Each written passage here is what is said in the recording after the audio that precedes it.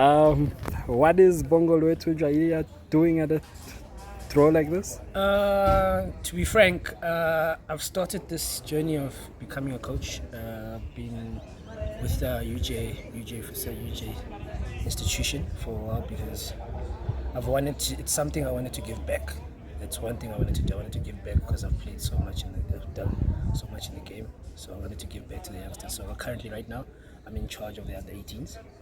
Okay. So coming here for the launch is just to prepare those under 19s for a tournament, which is a great opportunity for them. And with me, it's just me learning the craft and seeing how I can use my experience to better them and just learn how things are done. What Shaib Bayanda and myself are actually doing is something that should have been done a long time ago. That's what we should have done. If we had that crop of players that were playing before us coming to help us understand the game much better, I think everything would have been fine. So what we're doing right now is just relating to what we did in the field and just helping the young boys out, because at the end of the day we've got all the experience that we have, so the new craft of coaches, which is good for all of us.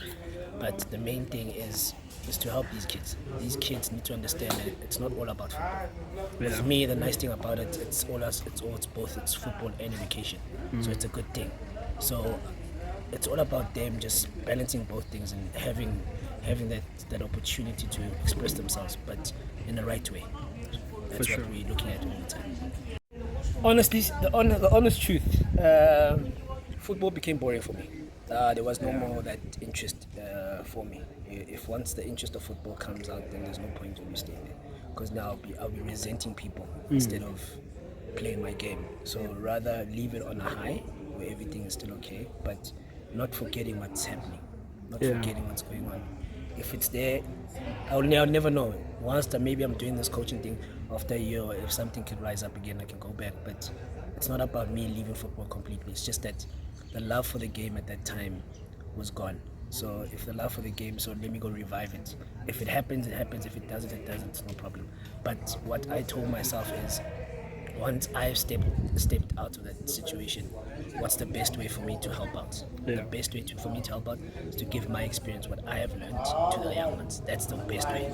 So me seeing them rejoicing in that, which gives me so much joy, and it tells me that a lot of them have got a future in somewhere. There's a lot of people that I know, which is a good thing. It can help them get somewhere in life, but the main thing is for me to just build the football inside of me and the football for them. It's not about me anymore. I think my time is done. I put myself down. We find that most players want to retire at the age of 40, 42. It's no more now the love of it. They still have the love for the football, but at the end of the day, it's always what if a 40 or 42 year old can play right now, what's going to happen with the child that's 16, 17? That's where the future of South Africa should be. So you should understand where the concept is. So I actually accepted myself. I said, no, whatever's done is done. Let's try and find another path for me to focus on and just go with it. Even as you said, my school background, at the end of the day, it wasn't about football alone. I've said this from the start. Football was never something I took like, I was like saying this, I'm going to focus on this thing. I don't know. Football for me was a hobby.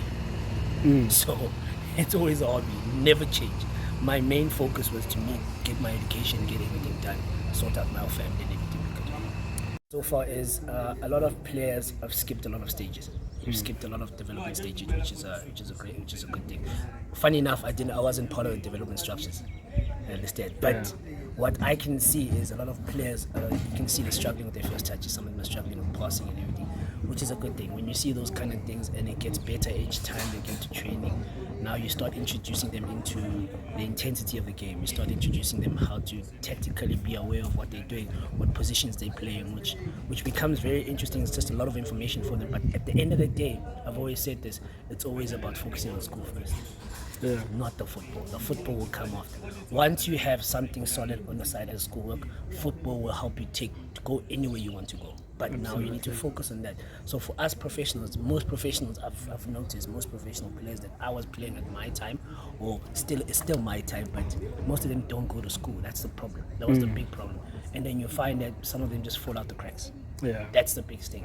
Then if you have a professional setup, then you'll have other teams or other institutions coming to you guys for your experience to come and help. I'm fortunate enough to have Coach Pat. Coach Pat knows me from a young age. Yes. And Coach Paradise, they know me from a young age, so it was easy for me to transition. Plus UJ, I was a former student of theirs, so it was even better. Yeah. So everything just came into fold. So once they said, are you willing to do this? I was like, no, let me take the opportunity. Why not? Because Sure. it's something I want to do, and it's something I want to transition from development to professional. Let us meet somewhere. Yeah. Let us find that meeting gap or anything. Because if we don't do that, then the kids are going to have struggle. There's so many players out there, a lot of them that I know, that are just struggling to unlock from development to professional. How are we helping as professional players? That's the mandate. Right now, it's my mandate a lot. How do I help? How do I get most of my players that are playing on my team away to other teams, knowing that I've done something for them and they're doing something good for their lives? Absolutely. It's what Coach Pratt has been nagging me to do. He says I must start with my coach. Listen, it's a platform I want to do. You know what I mean? I've seen that there's one player I was playing with in Cape Town City, Rode. He's a assistant coach from some student team right now. So what he can do, why not? So I also want to do the same thing, because at the end of the day, it's something that will help the future and help us grow as a country. You know, have ex-professional players in the setup to see how we can help, you know, change the situation of the country. And for that, I'm gladly willing to participate in the educational side of coaching.